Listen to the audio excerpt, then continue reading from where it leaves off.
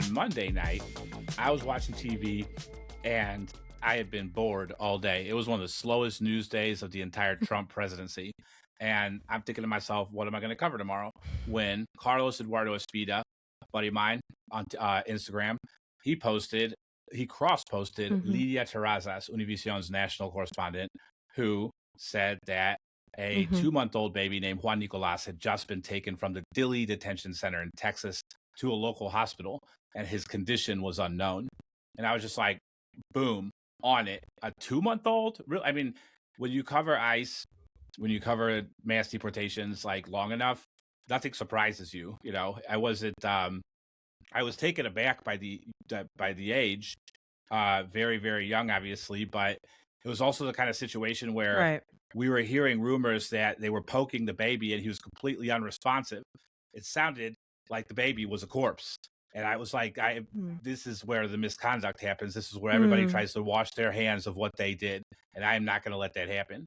So I posted that Juan Nicolas, the 2-month-old held in ICE detention center, had been taken to the hospital, and I went to sleep. Next morning, I wake up and I texted Lydia, and I asked her, I was like, hey, are you going to go? Is he still at the hospital? Where's the baby's whereabouts? Like, do we have proof of life? And she's like, I'm on my way there now, but it's like 2 hours away. So I called her, and I'd never talked to Lydia before. We had never connected before at all. And I asked her kind of like the details of the story, right? Like who is Juan Nicolas? How is this happening? What do we know, right? And what she said was that she had been taken to the hospital the night before, where he'd been under armed guard. This is a 2-month-old under armed guard in a hospital in South Texas. And I don't think that we knew yet that he had bronchitis, but that was, a scoop that was coming, a scoop that Lydia would have. Lydia has had scoop after scoop after scoop on this story. But while she was talking to me, she told me that in response to the ProPublica reporting about children writing letters to the outside world about their experience in these detention centers, that the dormitories had been raided by Dilley staff, Dilley guards, employees of the private prison company CoreCivic, and that they had torn up some of these letters and really upset the children and their mothers. So I, it's all in the game, and I scooped her on that, like almost as soon as I got off the phone. Like I made a couple of calls. I've covered Dilley before, but I didn't put Lydia's name on the scoop because she was on her way to the hospital where DHS officials on this brewing national story, and I didn't want her to be compromised, right? And she was like, that's cool or whatever. But I felt kind of bad. I did, because I did scoop her. But then I was like, okay, we have the scoop. It starts to get traction, and we find out he has bronchitis. And now everybody's watching. Like the whole world is watching, because Lydia broadcasts to the Spanish language world every night. She's a Univision national correspondent. And Carlos Eduardo Espina, who had been the intermediary between me, Lydia and me, is the biggest Spanish language news influencer in the Americas, like according to Pew Research. So the world in Spanish knew about Juan Nicolas. They knew about Juan Nicolas for a couple of weeks, right? I cover Congress mostly and immigration mostly in English. So I actually had not heard of Juan Nicolas at all. And so next thing I know, everybody's calling me, how do you find out about these letters being torn up by the guards? And I'm just like, well, I can't tell you how I know, right? But Lydia had video of the mother showing the letter by the guards, and I couldn't say like, well, I scooped Lydia because then I look like an asshole, and everything falls apart. So I was just like, I just know, right? But I was thinking in the back of my head, I was like, I need to put it out there that the only reason why we are anywhere right now on this story is because of Lidia Terrazas from Univision. The whole world needs to know her name, right? And she started posting these videos on Instagram in English saying like, I'm outside the hospital, I'm outside the detention center, like Juan Nicolas is inside. This is what we know. And I was like, oh, this is great. So I ripped her videos and I started posting them in my Twitter feed, because I was just like, and everybody follow Lidia Terrazas. Everybody follow Lidia Terrazas, who I guess doesn't tweet. She added like thousands of followers to her Twitter account. That's awesome. Through this story. But I'm on Twitter pumping it, right? And she's on Instagram pumping it. And next thing you know, everybody is following the story, but no mainstream outlets are picking it up. Zero. I think the only outlet, in the Google news search that has picked this story up is it's a San Antonio. No, not San. It's like either it's a local newspaper that has a Right. write up, right? But everybody was just like, watching us cover it, and I was like, oh, this is Right. cool. So if we don't cover it, this baby might die or be disappeared. Like they might just be left in the desert, because these people are cruel and unusual what they do to people. They don't. So many of these guards, you hear about the stories coming out of Dilley ICE detention center, which is just like a warehouse surrounded by trailers, right? In the middle of nowhere. So many of these guards, like, they're really, really desensitized to the humanity of the people that they're supposed to be in charge of, right? And a 2-month-old baby with bronchitis who can't breathe. That's my fear was that wasn't a human to the core civic employees at this facility, that they were just going to see it as a liability. Oh, I'm going to have to fill out a bunch of paperwork. Oh, we might get sued. So I'm like, this baby is so vulnerable right now. So I started working my sources at DHS. I start working my sources at the White House. I called the people from the Texas delegation in Congress. And sure enough, Congressman Joaquin Castro from San Antonio, saw that, he too had been hearing about Juan Nicolas for the last 2 weeks, because he watches Univision. He knows Lydia. He knows Carlos. In this ecosystem of Spanish language news, they take care of the 2-month-old. They care about the brown baby, right, in hospital. And I'm not going to say that like gringo media doesn't care about the brown baby in the hospital, right? It's just I will say this though. I was beating the drum on this story for like 48 hours, and no one covered it, right? No one covered it at all. So it does beg the question, do they care about the brown baby with bronchitis? And I don't know. I'm not going to associate bad faith to a really difficult situation to confirm, right? Maybe they see Univision as a direct competitor. Maybe they think that AOC's pause when she was asked about Taiwan is more important than a 2-month-old who can't breathe. But I knew that it was on us. It was on us to do what we had to do. The Latinos are going to take care of the Latino baby, and all the wine moms of the resistance start following this story, right?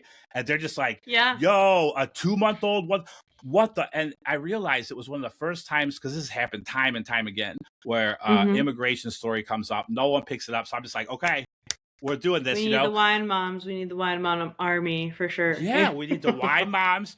We need the LGBTQX plus community. We need Black people. We need people who understand what it's like to be completely overshadowed, to have their priorities in the news cycle completely overshadowed by Donald Trump's latest like fart joke or racism or whatever, right? But this was the day where it's like everybody's talking like, was AOC's visit to Munich a disaster, or was it the disaster that will end her career? What? Yeah. She did great, first of all. And second of all, like, that's the Latino story you're covering. We have a 2-month-old dying right now in Texas. So anyway, a few hours into the story, I started. I got on another scoop about Kristi Noem poisoning her workers at DHS headquarters. So I'm kind of typing it out and stuff like that. I see my alert go off that Lydia has posted something on Instagram, and I'm like, oh, what is it? I hope it's not a proof of death. I hope it's a proof of life, right? I hope that this baby is not dead. And in my heart of hearts, I knew Juan Nicolas was alive, right? I knew it, and he was. He had bronchitis. She saw him, and then they took him from. She reported that they took him from the hospital back to the concentration camp. I was like, okay, what? And so I'm like, okay, I need to get Joaquin Castro on the phone. So I call up his communications director. I was like, I need 10 minutes with the congressman to ask him about Juan Nicolas. He's like, let's do it at 5:15 because we've been reaching out to ICE for information about the case, right? And ICE isn't getting back to us. So let's do it like right at the end of the workday, because they knew like whatever Joaquin says, I'm going to run with it, right? So when I get on the phone with Joaquin on Zoom, just like Riverside we're doing right now, he's like, I have no idea where the baby is. We don't know. The lawyer, Lydia, the mother was supposed to have appointments with both of them. She did not show up for the appointments. We know that she had a court appointment this morning. And I was like, this story started having this whole other dimension. A mother accompanies her dying baby to the hospital at like 11:30 at night, Texas time. And then she's expected to be at immigration court at the ass crack of dawn the next day. She has to leave the hospital, leave her baby to go to immigration court to be told, ma'am, you will be deported. Now, this was a reversal of a decision she had received at the same immigration court that told her she would be released. But now, with Juan Nicolas and his condition, I mean, in my opinion, they had become a liability. They had become like a potential lawsuit. It's a lot harder to sue Core Civic when you're back in Mexico hiding from violence, right? So anyway, like they deported her and Juan Nicolas and her I guess she had a 3-year-old and a 2-month-old, and they deported her in the cruelest way possible. Like, you know, there are deportations where they fly you to Honduras and or wherever, and the people in that country who aren't assholes are there at the airport to say, welcome back. Here's some paperwork you need to fill out. Here's a blanket if you need it. You know, here's a meal if you haven't had one, right? Because you're coming from the United States, where they treat Latinos like garbage, right? In these situations. And but what they did to Lydia and her mother was, and I have a feeling it's because it was at the end of the day, like they didn't want to actually do the diligence and like making sure that they were safe. They gave her $190 out of her commissary money from her detention time at Dili, and they just left her on the other side of the border with no phone and $190. So she wanders the streets of wherever the heck, right? Until a stranger allows her to use their cell phone for a phone call, and the number that she has memorized. Lydia Terrazas, the hero of this story, right? So Lydia gets a call from the mother who is panicking. I have $180. I don't have anywhere to go. This burg in Mexico where they put me is where I fled from for reasons that I never asked them to disclose. It wasn't important to my story why you're afraid of being there, only that you're afraid of being there. So they rented a hotel, and after they deported, I will say this, and it was humbling, and it's I feel kind of, it was humbling to me. I had given up on Juan Nicolas. When I found out he was deported, I was like, this is the last we're ever going to hear of Juan Nicolas, of Mireya. We've been through this so many times. It's like they disappear, right? And then the narrative becomes like, well, maybe the cartels got them. It's like, maybe they came to this country and they realized that we suck, right? And they want nothing to do with us ever again. And they're just, sitting on the beach somewhere. Maybe they get a job at Applebee's. Maybe they normalize their life wherever they're back from. But the narrative is always the same. It's like, well, people disappear because, the Latinos down there are crazy and whatever.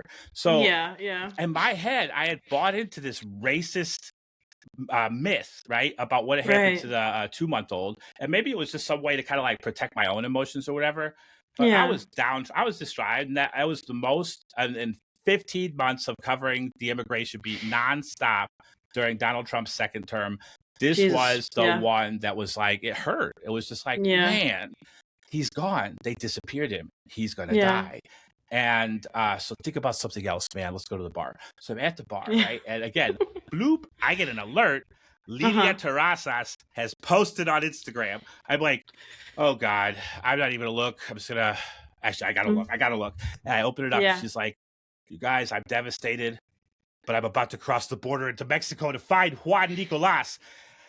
I'm like, oh my God, Lydia Terrazas is she's the one. I always have said throughout this entire presidency, I'm the best immigration reporter in the country, hands down. Like, I never had any doubt in my mind about that. It was certainty, right? Until that moment, I was just until Lydia torch has been passed. I'm comfortably number 2.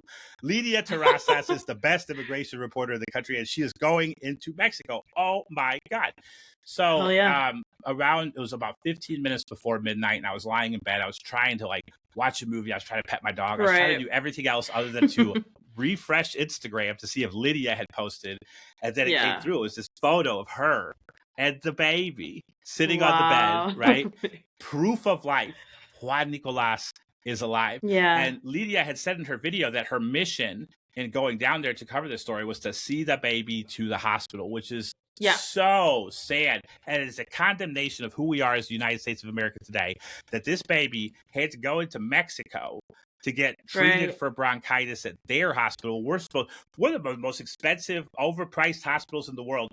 Even citizen babies don't get taken care of with bronchitis, probably at our hospitals. But the Mexicans were like, "Yo, it's a baby. Of course, we're taking it in. Sure. And if you have $190, we'll figure it out, right?" So I think the lawyer with them came up with the idea of doing a GoFundMe, right? So Lydia texts me, it's 1 a.m. I'm about to fall asleep. I think we're going to do a GoFundMe tomorrow. I wake up 10 a.m. I still haven't gotten the link to the GoFundMe. I'm like, Lydia, are you going to do the GoFundMe? She's like, 10 minutes is coming. Like, it's going to, and she sends it to me, right? Yeah. And when I got the GoFundMe, it was at $4,000 that had been up for like, an hour or something like that, right? Right. And again, this is where like the rise of the left in media, like Midas Touch, Migrant Insider. This is where we pulled our weight, right? Right. I had a hit that was 34 minutes long. After I sent it to the Midas Touch, the fellas, the Midas Touch team, and I was on air for 34 minutes. By the time I got off, she was at 14 grand, right? So I looked up how much does the average blue collar worker in Guatemala earn in a year? $5,000 to $6,000. I'm like, they got 3 years worth of money in like 35 in an hour and 35 minutes, and it just kept ticking up. Yeah. I think that, and I don't know why. This is something I was going to ask Lydia about when I try and get her on the phone later. I've been trying to get her on the phone for days, but they paused the GoFundMe yesterday at 81,000. Right? And I was kind of curious about that because it was becoming like an egregious amount of money for Guatemala. But an influencer in this.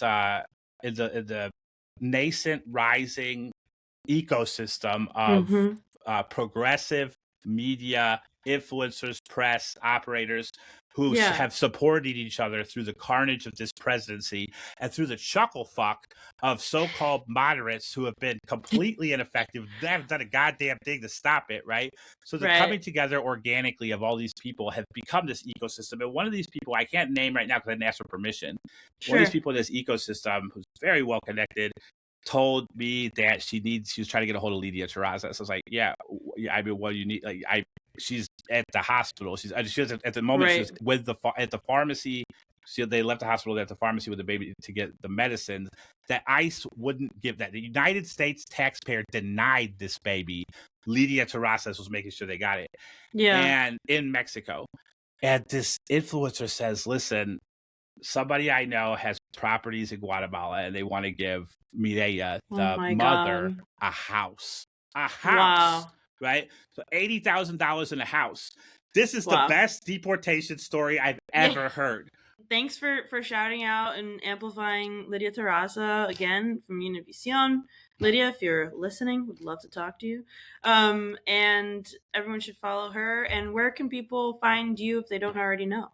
Yeah, migrantinsider.com. It's my daily immigration newsletter. It's the first and only immigration news outlet in the history of the Washington Press Corps. I own it, I run it, and I break a ton of news, so that's where you can find it.